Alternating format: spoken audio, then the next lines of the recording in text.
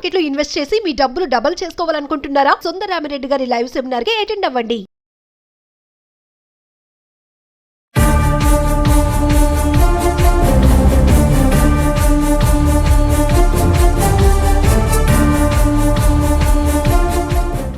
నమస్తే, welcome back to Suman TV. Present మనతో పాటు ఉన్నారు ఐఏఎస్ ఆస్పిరెంట్ చిరంజీవి.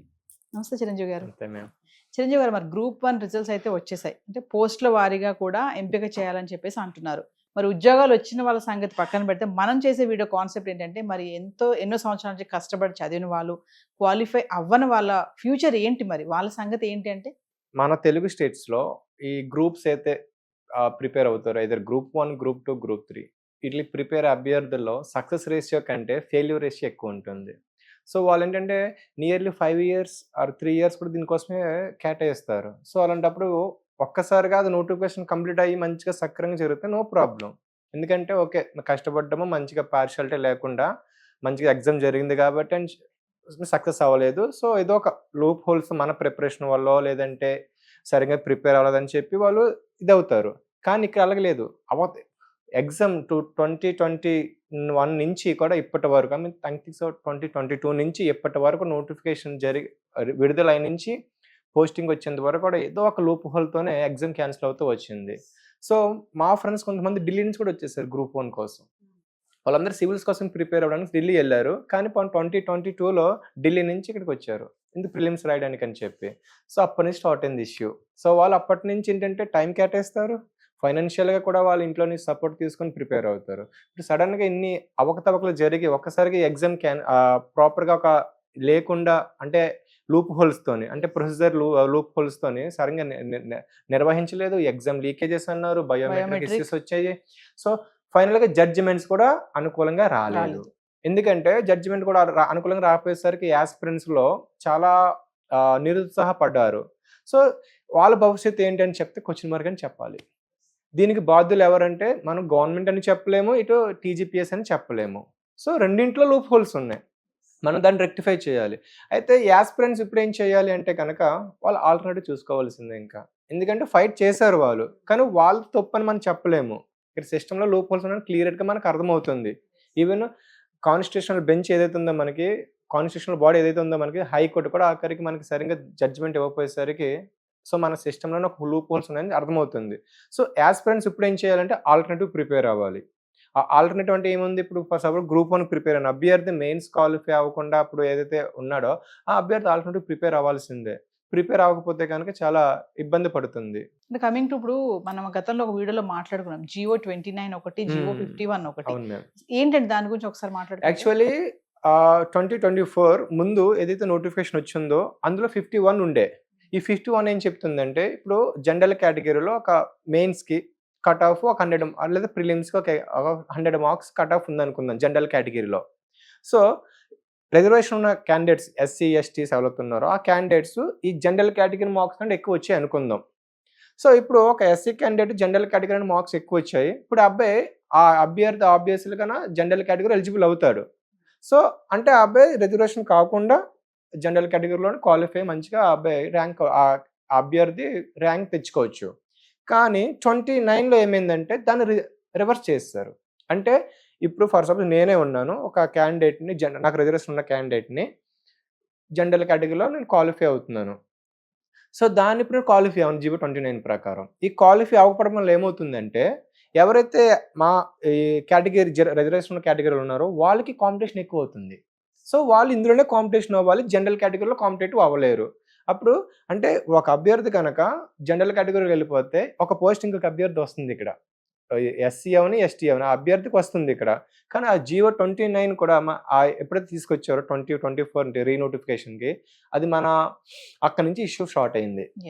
అంటే యాజ్ ఏ ఐఏఎస్ ఆస్పిరెంట్ లాగా మీరు చూసుకుంటే ఈ గ్రూప్ 1 నోటిఫికేషన్ ఎప్పుడైతే వస్తుందో చాలా మంది స్టూడెంట్స్ అయితే ఉత్సాహం ఉంటుంది. అబ్బా నోటిఫికేషన్, ఆ నోటిఫికేషన్ కోసమే ఎన్నో సంవత్సరాలు ఎదురు చూస్తూ ఉంటారు. అబ్బా ఎప్పుడు వస్తుంది అనేది సంవత్సరం ప్రిపేర్ అవుతూ ఉంటారు కదా.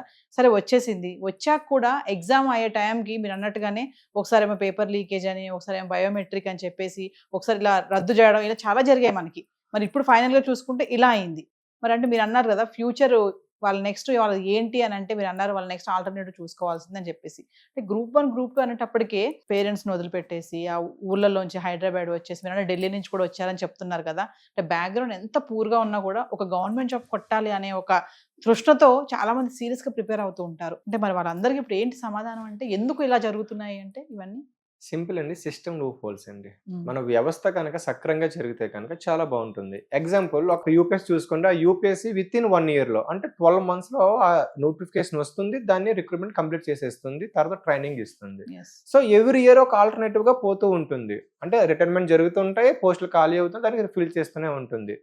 అంటే ఇక్కడ ఏమంటుందంటే అయితే మన తెలుగు స్టేట్స్లో ఏపీపీఎస్ అవ్వచ్చు, టీజీపీఎస్ అవ్వచ్చు, అవి సక్రమంగా ఒక జాబ్ క్యాలెండర్ని ఎట్లా ఎవ్రీ ఇయర్ మీకు ఇన్ని పోస్టులు వస్తాయి, అది 100 రావని 50 రాని, కానీ ఎవ్రీ ఇయర్ ఎప్పుడైతే సర్క్యులేట్ అవుతూ ఉంటుందో నోటిఫికేషన్ అప్పుడు మంచిగా ఉంటుంది. సో అప్పుడు ప్రిపేర్ అవ్వడానికి అవకాశాలు ఎక్కువ ఉంటాయి. అలా లేకపోతే ఏం జరుగుతుందంటే ఇప్పుడు ఫర్ సపోజ్ ఒక తెలంగాణ చూసుకుంటే కనుక లక్షల్లో ప్రిపేర్ అయ్యారు, కానీ అందులోనే ఎంతో నిరుత్సాహపడ్డారు.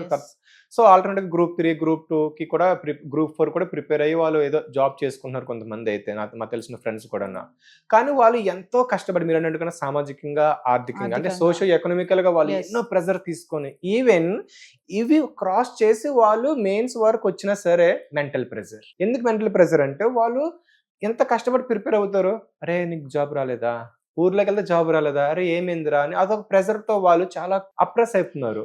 సో వాళ్ళు ఏం చేయాలంటే కనుక ఫస్ట్ వాళ్ళు ఆల్టర్నేటివ్ కూడా చూసుకోవాలి. అంటే ఆల్టర్నేటివ్ ఏంటంటే యూపీఎస్సీ ప్రిపేర్ అవ్వడం అని, లేదంటే వాళ్ళ నాలెడ్జ్ తగ్గ ఎస్ఎస్సి అనో బ్యాంక్స్ అని ప్రిపేర్ అవ్వాలి, తప్పదు.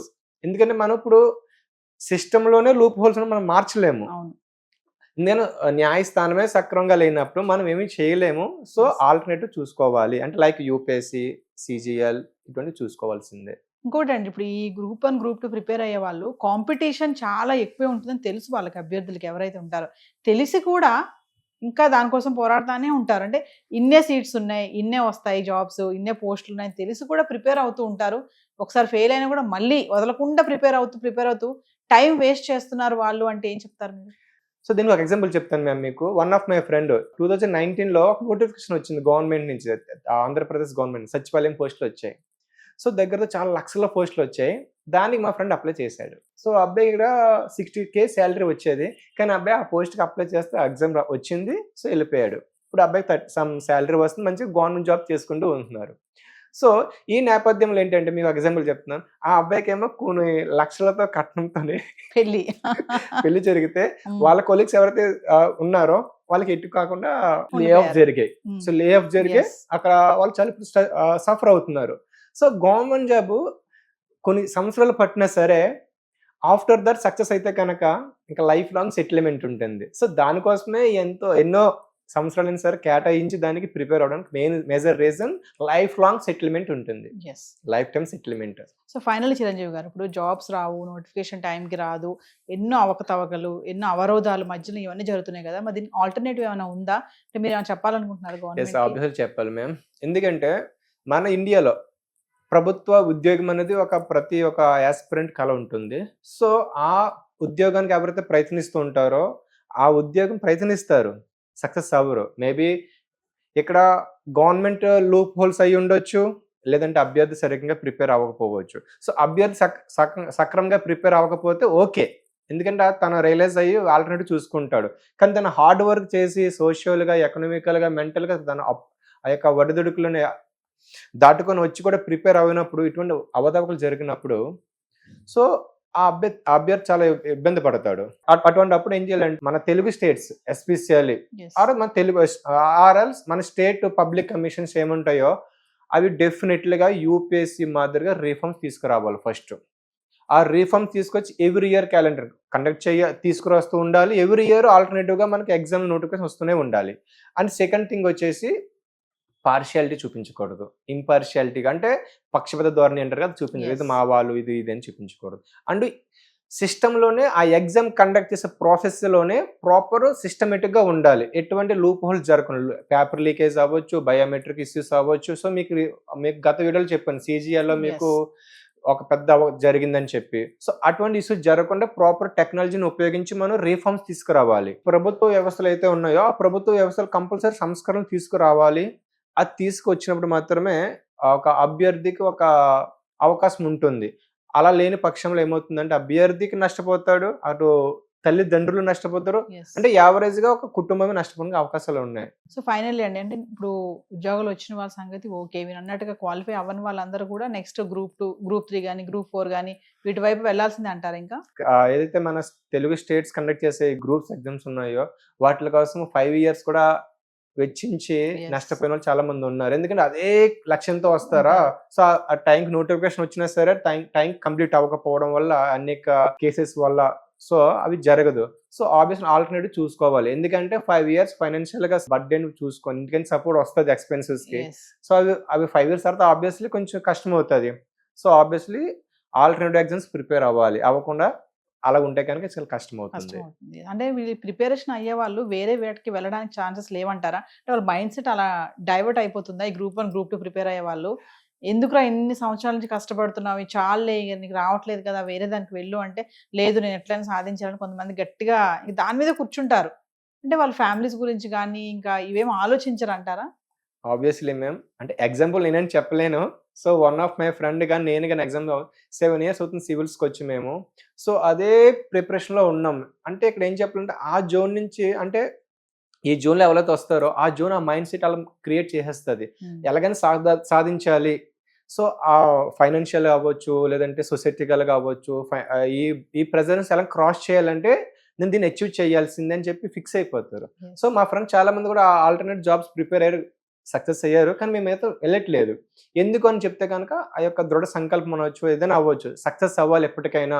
సో సక్సెస్ కాకపోతే కనుక ఆల్టర్నేటివ్ చూసుకోవాలని ఎప్పుడు వస్తుందంటే థాట్ ఫైనాన్షియల్ గా ప్రాబ్లం వచ్చినప్పుడు మాత్రమే. అది రాని పక్షంలో మాత్రం అదే ఒక Continue యజ్ఞంతో అవుతా కంటిన్యూ ఉంటుంది. అవుతూనే ఉంటుంది. థ్యాంక్ యూ అండి. Thank you.